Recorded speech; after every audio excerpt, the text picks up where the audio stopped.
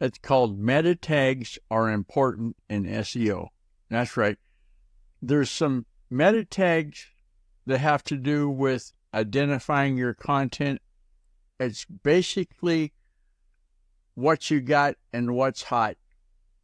The website for the Open Graph Protocol, I've got it down in the comments. If you're on YouTube, you'll see it in the links there. And also I've got it in the Google document.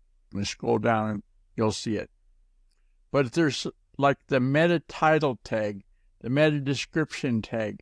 Many times I go in and look at somebody's content and the description is blank.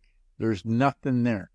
And sure, there's ways that the algorithm can go out and scrape the content on your site, but maybe they're not going to get it 100% right, okay?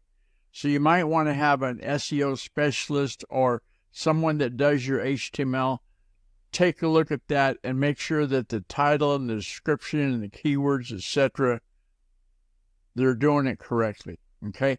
Because it matters. Hey, to contact me, use the secure contact form on guyrcook.com. If you like this video, found it helpful, give it a thumbs up and share it with your friends. Subscribe to the channel for more valuable content and let us know in the comments below your own related experiences. It's a wrap.